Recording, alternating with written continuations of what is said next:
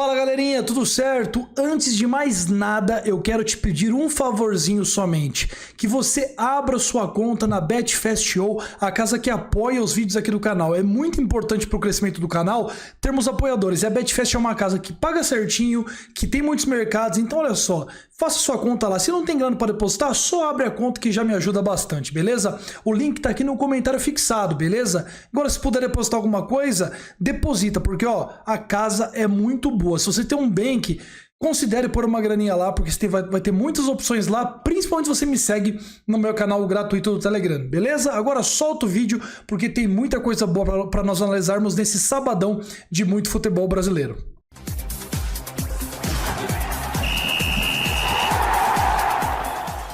Bom pessoal, então vamos lá para o primeiro jogo aqui, Goiás e Bahia, jogo às 16 horas deste sabadão. O Goiás aí na busca para fugir da zona do rebaixamento junto com o Bahia, né?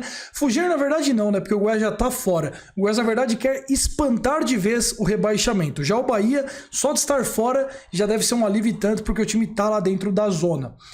O Goiás é um time muito chato de ser batido dentro de casa, né? Apesar de não ter grandes números em casa, tem 3 vitórias, 6 empates e 3 derrotas, são apenas 3 derrotas em 12 jogos. Para um time que tá ali rondando a zona do rebaixamento, é um índice bom jogando fora de casa, dentro de casa, né? Amanhã a partida será no estádio Railé Pinheiro, né? Não será no Serra Dourada. O Goiás costuma jogar muito no Railé Pinheiro e enfrenta o Goiás ali no seu alçapãozinho ali, que é o Railé Pinheiro. Eu até pensei bastante aqui de DNB de Goiás aqui nesse jogo, mas, cara, o Bahia com o Rogério Ceni eu acho que pode mudar muito, tá?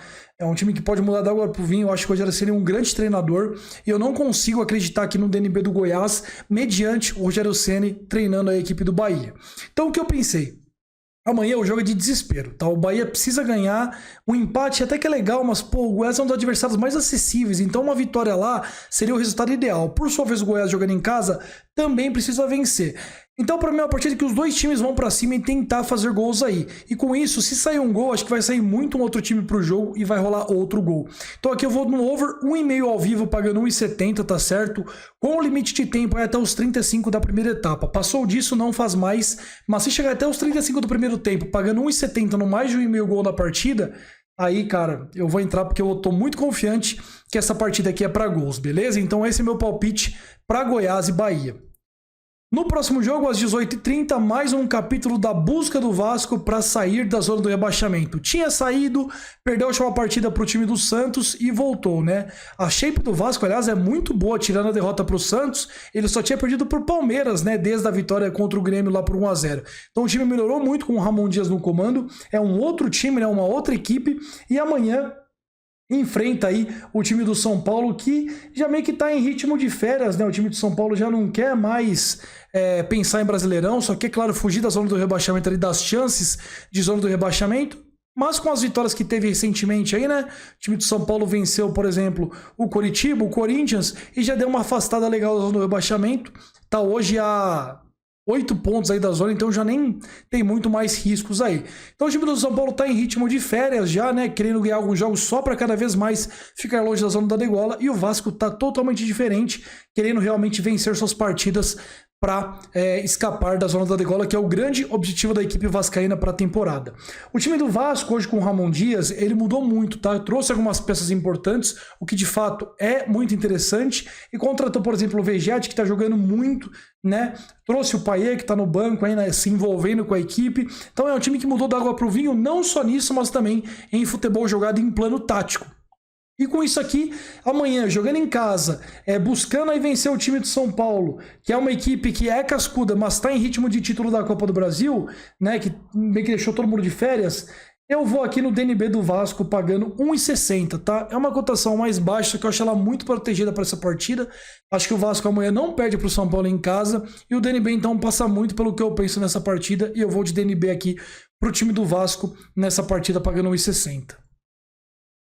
No próximo confronto, nós teremos Corinthians e Flamengo, 21 horas, para mim um dos jogos mais difíceis da rodada aí, porque são duas equipes muito instáveis. O Corinthians acabou de ser eliminado na Copa Sul-Americana por 2-0 e agora tem o Mano Menezes no comando, mas que parece que na estreia não mudou muita coisa não, tá? Foi aquele time de novo massacrado, de novo com muita deficiência tática, deficiência técnica, um time muito ruim do Corinthians. E se ele se salvar do rebaixamento esse ano, vai ser muito por conta da falta de capacidade dos times que estão abaixo dele na tabela. Do outro lado, o Flamengo, por mais que esteja passando também por um momento de turbulência, de troca de treinador e tudo mais, ainda assim é um time que tem mais qualidade técnica, mais noção tática, é um time superior. Agora o Corinthians em casa é um time muito, muito forte, né? Um time que, por mais que ele seja ruim, em casa ele consegue empatar com o Fortaleza, ganhar do líder Botafogo, empatar com o Grêmio, empatar com o Palmeiras, empatar com o Goiás, ganhar do Estudiantes. Então é um time que não perde em casa, mesmo sendo muito ruim. Aliás, tá aí uma das chaves para o Corinthians estar longe da zona do rebaixamento, né? Essa boa constância dele jogando em casa. Se a gente for olhar, por exemplo, o Corinthians em casa, hoje ele é o 13º lugar, só que ele perdeu uma partida só das 12 disputadas, é um time que empata muito. Então, diante desse cenário aqui contra o Flamengo, eu não consigo bancar um DNB do Corinthians no mais 0,25, porque eu acho o Flamengo mais time, e com o Corinthians sendo melhor em casa e o Flamengo mais time, as linhas ficam meio que justas aqui em DNB, dando mais 0,25 para o Corinthians. O que eu gostei aqui é pensando que o Corinthians vai jogar de forma retraída diante do Flamengo, sabendo que o time do Flamengo é mais time. Então, o empate para o Corinthians aqui, mesmo em casa, é um bom resultado. E com isso aqui eu vou de menos de 2,5 gols, pagando 1,65. Uma partida que para mim o Corinthians vai ter mais opções de mandar na partida e deve jogar mais retraído esperando o Flamengo.